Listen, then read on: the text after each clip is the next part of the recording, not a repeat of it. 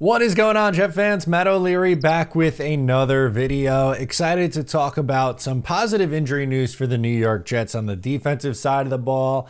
And for the New England Patriots, their offensive line is a little bit banged up. Actually, not a little bit, a much bit banged up going into this Week 3 matchup. So it appears the New York Jets will be getting two starters back on the defensive side of the ball. The first guy that I want to mention is DJ Reed. He missed Week 2 against the Tennessee Titans. He tried to give it a go. He was good in practice on Wednesday, did not practice Friday, warmed up Sunday, unable to go.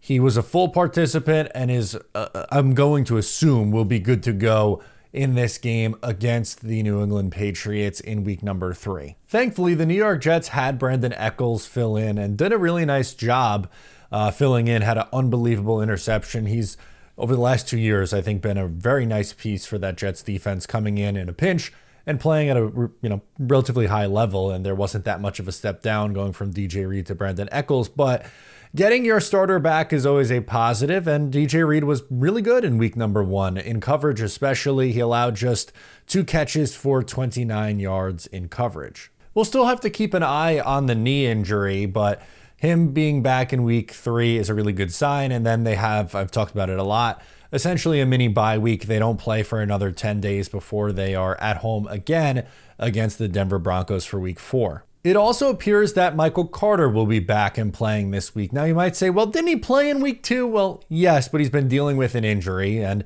he didn't play a ton of snaps in either week 1 or week 2. Only 26% in week 1, 45% in week 2. We've talked about his injury at length. It feels like Michael Carter is going to be dealing with this ankle for the majority of this season until it gets right. And, I'm going to assume with what happened in training camp, he probably could have opted for some sort of surgery, but that would have put him on IR. Instead, he is trying to play through it.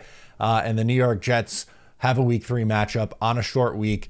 But again, like I mentioned for Reed and benefiting from the extra 10 days, Michael Carter is a name that I would really look for to benefit out of having the Jets with a little bit of a break early on in the year before they play Denver. The guy they're not getting back is CJ Mosley. He didn't participate all week, and it's trending towards him not playing tomorrow, which I'm okay with. He didn't really look all that great in week 1 and week 2. He was clearly nursing that injury in the first 2 games of the year.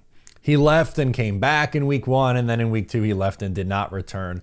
But the good news there is the Jets found Jamien Sherwood, who's done a really nice job for them, especially in week 2. He had 8 tackles in the game, coming in really, I thought, looked really good. 4 stops in the run game, only allowed a 1 catch for 8 yards in coverage. Again, his speed, I think, opened things up for this Jets defense. Now, I don't want this to turn into the Jets kicking CJ Mosley to the curb.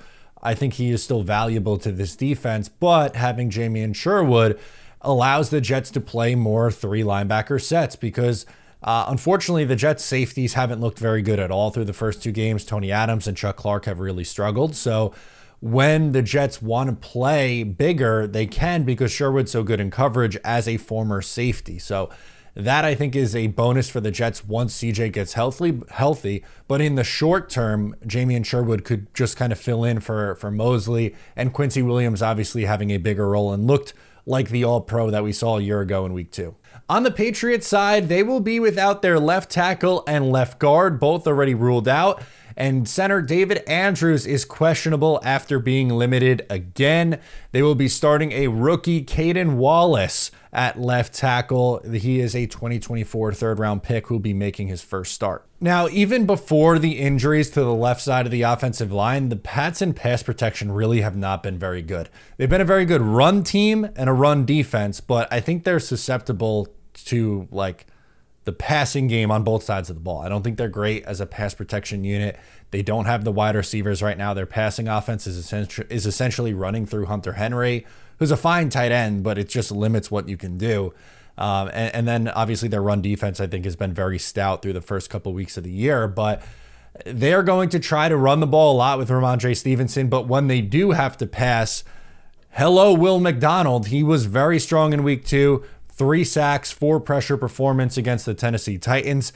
With the injuries that the Pats are dealing with, can we see another big Will McDonald game? I think that will be the case for the Jets in week 3. I think they need Will McDonald after the Jermaine Johnson injury. No Hassan Reddick, as we know. But McDonald's stepped up, at least last week he did, and played really well. So the Jets need that again. He will likely be their best pass rush option.